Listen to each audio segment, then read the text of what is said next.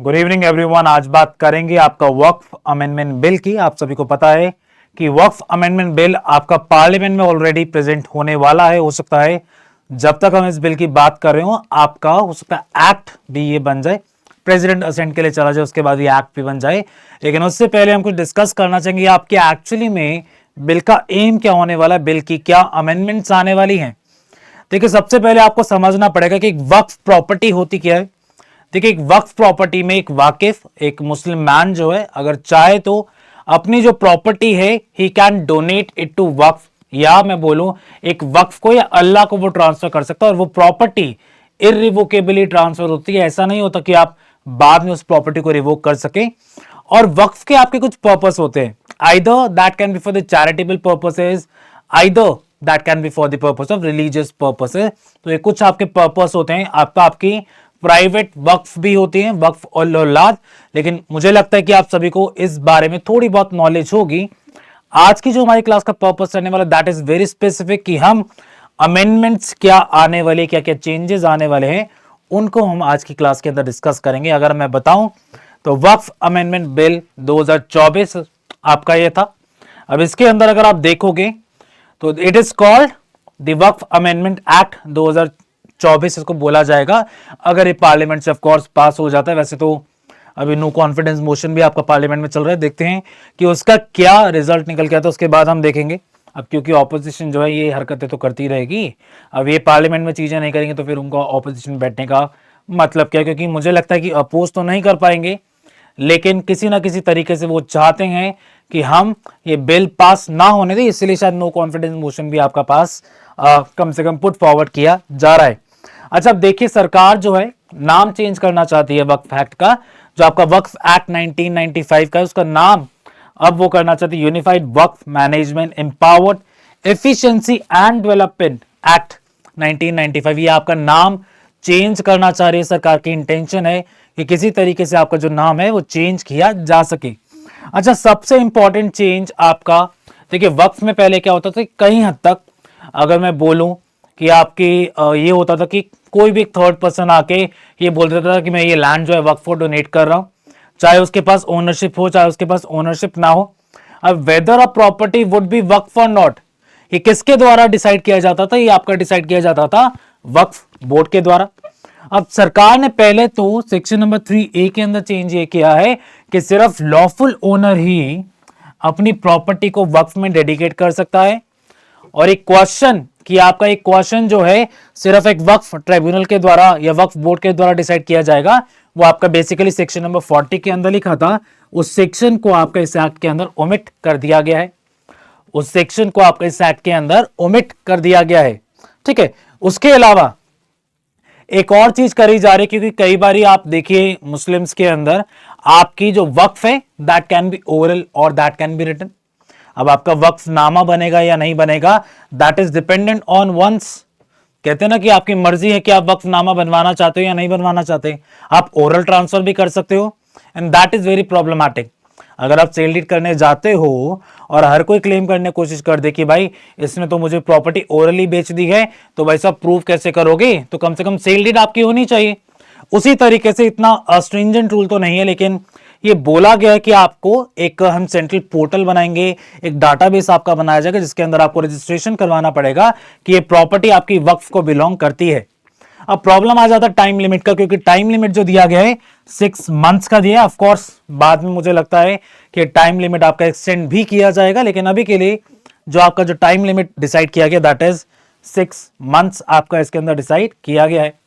उसके अलावा कोई गवर्नमेंट प्रॉपर्टी आपकी होती है तो वो आपकी वक्फ को डेडिकेट नहीं की जा सकती। ये भी आपका एक काफी इंपॉर्टेंट है। और अब आपका जो कलेक्टर है दैट वो अब आपका इंक्वायरी करेगा, वक्फ बोर्ड के अलावा कलेक्टर भी आपका इंक्वायरी करेगा। उसके अलावा अगर हम बात करें, ये इंपॉर्टेंट आपका चेंज है कि आज के बाद मतलब जब से ये एक्ट पास होगा तब से आपका वक्फ डीड के थ्रू ही वक्फ बनाई जा सकती है, और तरीकों से आपकी वक्फ जो है बनाई नहीं जा सकती। मतलब ओरल वक्फ आपकी क्रिएट नहीं करी जा सकेगी, ओरल वक्फ जो आपकी है नहीं क्रिएट करी जा सकेगी। अब आपके कुछ अमेंडमेंट्स या आपके कुछ प्रपोजल्स आपके लिखे हुए हैं किन पर्पसेस के लिए आपका ये एक्ट बना है, तो वो प्रपोजल्स के हैं। जैसे आपका पहला तो सबसे इंपॉर्टेंट है कि आप मैनेजमेंट करना चाहते हैं, एम्पावरमेंट आप एडमिनिस्ट्रेशन करना चाहते हैं कि वक्फ क्या सही से मैनेज करी जा रही है या नहीं करी जा रही। अब काफी सारे केसेस आपके ऐसे होते हैं जिसके अंदर आप मान के चले कि वक्फ का इलीगल यूज भी होता है, या मैं बोलूं प्राइवेट इंडिविजुअल्स वक्फ बना देते हैं टैक्स इवेट करने के लिए, अपनी ओनरशिप बचाने के लिए, और पैसे लेके किसी और को बहुत कम दाम पे बेच देते हैं। जैसे आपकी पकड़े की दुकानें होती थी, तो पकड़े की दुकानें अभी तो जो आपका कॉन्सेप्ट चलता था वो भी तो आपका हटाया गया सुप्रीम कोर्ट के द्वारा, लेकिन आपका वक्फ एक्ट के अंदर भी आप बोल रहे थे कि मुझे छोटा सा किराया देते रहना, मैं प्रॉपर्टी आपके नाम कर देता हूं, आप इसको यूज करते रहो। ऐसे काफी सारे केसेस आपके हैं एक्चुअली में।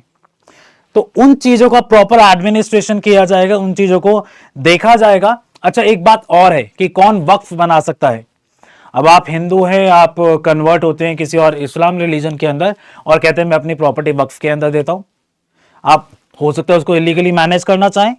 एक तो एडमिनिस्ट्रेशन से डील किया जाएगा, और कौन एक्चुअली में अपनी प्रॉपर्टी वक्फ के अंदर दे सकता है, नाउ कंसिडरेशन उसकी बढ़ा दी गई। एक तो आप इस्लाम प्रैक्टिस करते हो कम से कम 5 सालों के लिए, कम से कम अगर आप 5 सालों के लिए इस्लाम में प्रैक्टिस करते हैं, उसके बाद आप अपनी प्रॉपर्टी वक्फ पे दे पाएंगे, प्लस आपकी लीगल ओनरशिप उसके अंदर होनी चाहिए।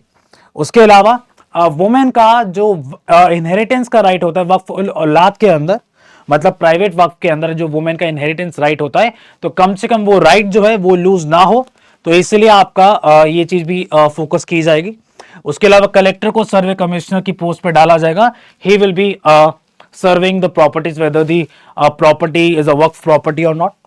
उसके अलावा अगर आप इंपॉर्टेंट चीज अगर आप देखोगे तो शियास को, सुन्नीस को, बोरा को, आगा खानी, इन कम्युनिटीज को भी, इन सेक्ट्स को भी मुस्लिम लॉ के अंदर इंपॉर्टेंस दी जाएगी। अब इनको भी रिकॉग्नाइज किया जाएगा for the purposes of Waqf act. उसके अलावा डिटेल म्यूटेशन आपकी होगी। अब आपकी वक्फ प्रॉपर्टी तो आप दे देते, तो क्या वक्फ के बोर्ड के नाम पे वो चढ़ेगी या नहीं चढ़ेगी, तो डिटेल म्यूटेशन आपकी अब होनी चाहिए। उसके अलावा रजिस्ट्रेशन प्रोसेस आपका पोर्टल बनाया जाएगा, डाटाबेस बनाया जाएगा, जिसमें अच्छी तरीके से आपका जो रजिस्ट्रेशन है वो आपका किया जाएगा। उसके अलावा अगर आप एक मुतावली हैं, अगर आप एक प्रॉपर्टी को मैनेज कर रहे हैं, पहले आपको 7% तक देना पड़ता था रेवेन्यू शेयरिंग टू द वक्फ बोर्ड, अब आपका उसको कर दिया गया 5%, 5% तक कर दिया गया। अगर आप मुतावली हैं, मैनेज कर रहे हैं प्राइवेट वक्फ को, तो आपको बोर्ड को 5% देना है। देखिए आपका वक्फ बोर्ड का मैं अगर बात करूं तो प्रॉपर्टीज तो इंडिया में बहुत सारी हैं, बोला जाता है that they are the third largest land holders in your country, लेकिन अगर आप देखोगे कि क्या वो पैसे कमा पा रहे हैं, द आंसर इज नो, क्योंकि काफी सारी जो उनकी प्रॉपर्टीज है, एक तो मिसमैनेजमेंट किया जा रहा है, उसके अलावा काफी सारी जो प्रॉपर्टीज है they are not very fruitful investment, ज्यादा अच्छी इन्वेस्टमेंट्स वो नहीं है, ज्यादा अच्छी इन्वेस्टमेंट वो नहीं है। उसके अलावा अगर आप चाहे तो आप हाई कोर्ट में भी अपील फाइल कर सकते हैं with in the period of 90 days, with in the period of 90 days आप हाई कोर्ट के अंदर भी अपील फाइल कर सकते हैं। तो ये काफी सारा आपके इंपॉर्टेंट चेंजेस हैं, और स्पेसिफिकली सेक्शन नंबर 40 को ओमिट करने की बात करी जा रही, जिसके अंदर आपकी ये डिसाइड किया जाता है वक्फ ट्राइब्यूनल के द्वारा कि आपकी जो प्रॉपर्टी है दैट इज अ वक्फ property or not, that is a वक्फ प्रॉपर्टी और नॉट। तो ये मेजर चेंजेस आपके एक्ट के अंदर हैं।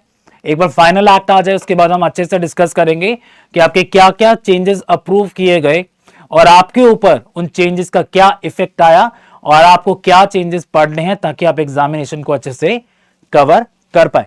तो छोटा सा वीडियो ये डिस्कस करने के लिए कि क्या आपके अमेंडमेंट्स किए जाने चाहिए for the purposes of the Waqf act, क्या प्रपोज किए गए हैं और किस तरीके से फाइनल चेंजेस अब आपके आएंगे। आज के लेते हैं, अब मिलते हैं आपसे नेक्स्ट वीडियो के अंदर। Good bye.